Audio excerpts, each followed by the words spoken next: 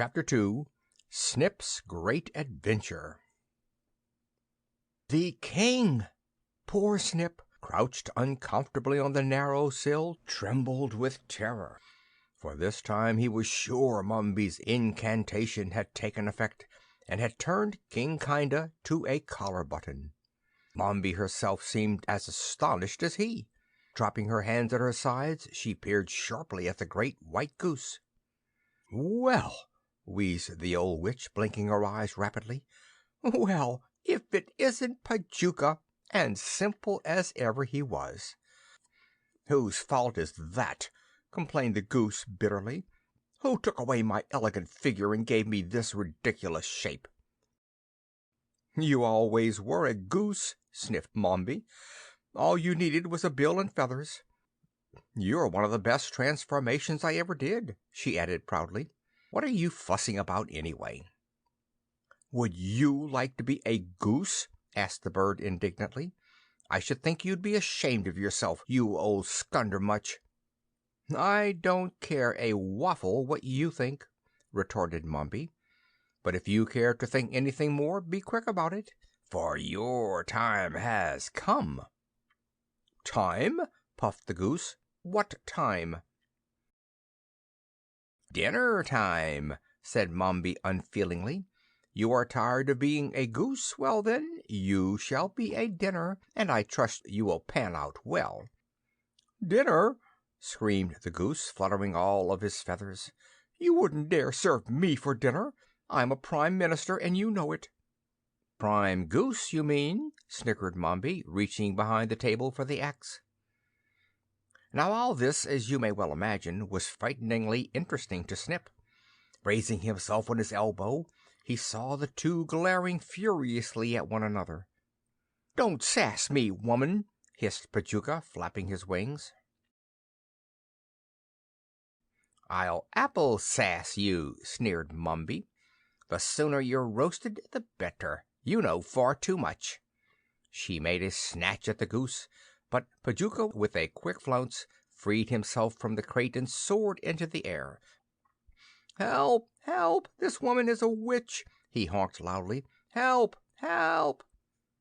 "Hush!" raged the old woman, dropping the axe and running to slam the door. "Do you want to rouse the castle?" It was her turn to be alarmed now, for in Kimbaloo Mombi enjoyed more privileges than she would anywhere else, and she was not anxious to have it known that she was a witch and so be turned out of the kingdom. "Be quiet, I tell you!" she wheezed angrily. "What are you making such a racket about?" Mombi a witch! Snip could hardly believe his ears, but frightened as he was, he could not help chuckling. "Who wouldn't make a fuss at roasting?" thought Snip, peering around the edge of the sill to see what Pajuka would do. The goose had settled on a cupboard high above Mombi's head. "Very well," he breathed heavily. "I will be quiet, but now you will listen to me. I demand that you instantly restore my proper shape, or—" He gave a loud squawk that made Mombi leap a foot into the air. "How can I? How can I?" chattered the witch, wringing her hands. "I've forgotten all my witchcraft. Do you suppose I'd be here as a cook if I had my magic powers, you ridiculous old bird?" Snip could see Pajuka's eyes grow round as buttons at this dismal news. "What?" wailed the unhappy goose. "Must I continue forever to lead this simple life? Must I associate with ducks and farmers to the end of my days?" "You ought to be glad you're alive at all," mumbled Mombi uncomfortably. These words had a startling effect on Pajuka. "Ah!" groaned the goose remorsefully. "Here I've been thinking of myself when it is the king who matters." And stretching his long neck he repeated the question that had so alarmed Snip in the first place. "Woman," rasped Pajuka hoarsely, "woman, what have you done with the king?" "Not so loud!" begged Mombi, raising her stick and glancing uneasily over her shoulder, as if she half suspected someone were listening. Then, seeing Pajuka was going to honk again, she said defiantly, "I don't remember what I did with him." Now Snip, who loved King Kinda Jolly with all his heart, was stunned at this dreadful news. Undecided whether to run for help or stay and listen, he finally decided to stay and crept closer to the inner edge of the sill. Pajuka seemed stunned, too. "How frightful!" choked the goose dolefully. "How careless of you to mislay the king! How dare you forget?" "Well, there's no use quarreling about it," grumbled Mombi. "Who cares, anyway? Ozma is queen now, and nobody even remembers there was a King of Oz." "Of Oz!" Snip, between relief at finding nothing had happened to King Kinda Jolly and shock at the old witch's words, lost his hold on the window bars and fell straight into Mombi's arms. "A spy!" shrieked Mombi, beginning to shake him backward and forward. "A spy!" "Now who's making a racket?" demanded Pajuka triumphantly. "Keep that up and you'll have the whole castle about our ears. Besides, if he's a spy, where is his spyglass?" "Idiot!" hissed Mombi, but she lowered her voice and stopped shaking Snip. "Why, you're as simple as you look," she muttered contemptuously. "And you're as wicked," retorted the goose, staring sharply at Snip. "Let that boy alone, or I'll honk my head off." Snip's ears were buzzing from the shaking, and he looked gratefully at Pajuka.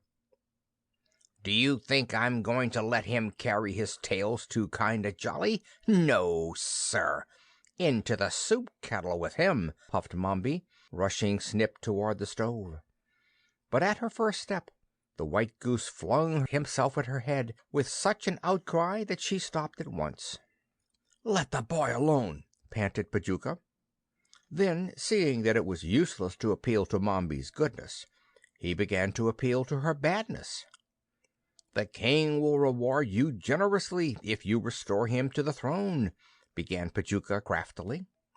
"Nothing to be gained by this quarreling.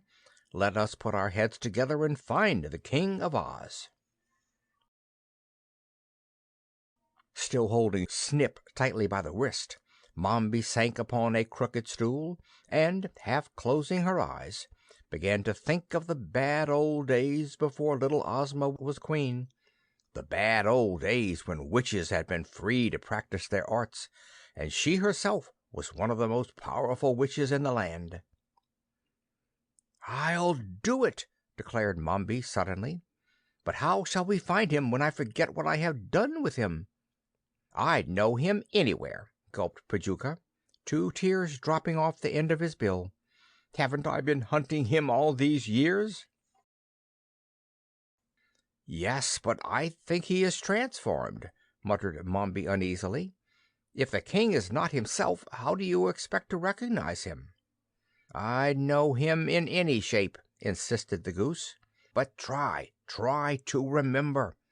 You turned Ozma to a boy and me to a goose.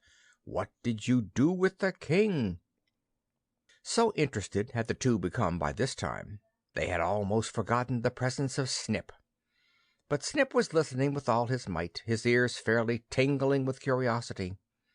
The lad, like many another Gillikin boy, was perfectly familiar with the history of Oz, for while they gathered buttons in the wood, King Kinda had read them many a strange chapter from the big purple history books. Snip knew that Oz was a great oblong kingdom divided into 4 parts, with the capital, a splendid emerald city, in the exact center.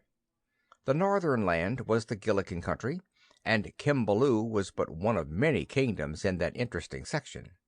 The eastern part of Oz belonged to the Winkies. The southern country was the Quadling country, and the western lands belonged to the Munchkins.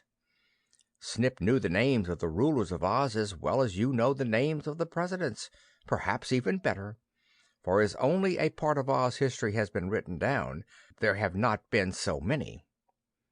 The first ruler mentioned was the famous Wizard of Oz, who had flown to the marvelous country in a balloon from Omaha. It was the Wizard who had built the famous Emerald City, and who had given Ozma, the little girl ruler, into the keeping of an old witch. This witch had already captured the king, Ozma's father, and very little was known about the royal gentleman. The Wizard had ruled Oz for years. At last, desiring to return to America, he had made the Scarecrow Emperor. This lively man of straw had held the throne until captured by an ambitious girl named Ginger and her army of girls. But Ginger was only ruler for a few days, and was herself captured by Glinda, the good sorceress of the South, to whom the Scarecrow had gone for help. Glinda, looking through her magic record books, had discovered that Ozma, who had been deposed by the Wizard, was still in the old witch's clutches. So Glinda had compelled her to restore Ozma to the throne. The witch had transformed the little princess into a boy named Tip, but was forced by Glinda to disenchant her, and, amid general rejoicing, Ozma was proclaimed Queen of Oz, and had been ruler ever since, while the old witch had been deprived of her magic powers and banished from the Emerald City forever.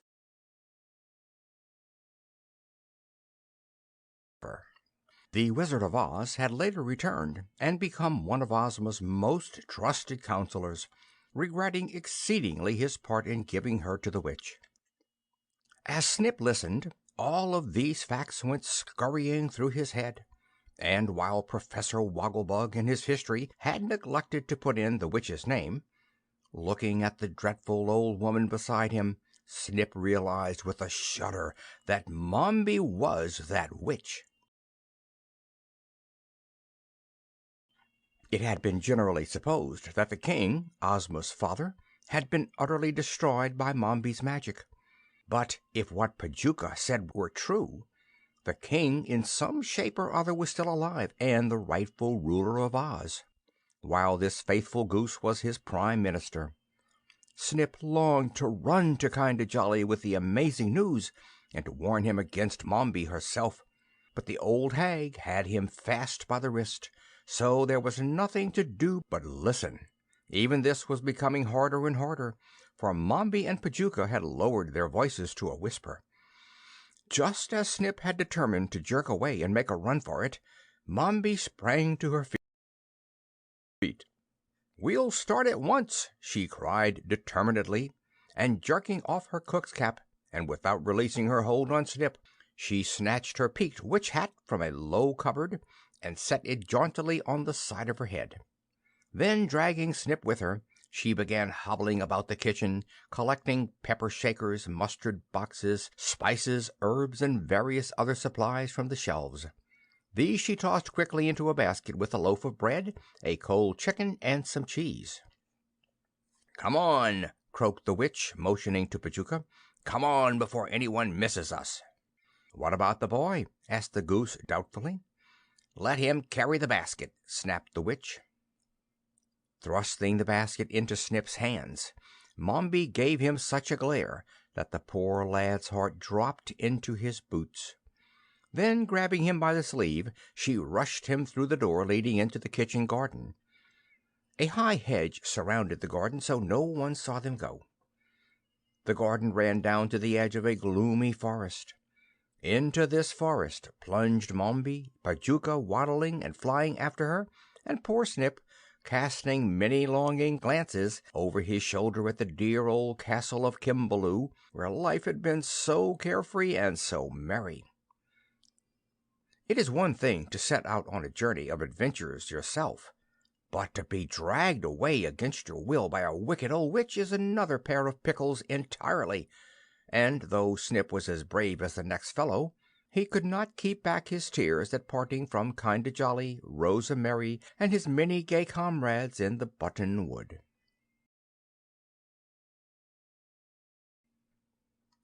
End of Chapter 2.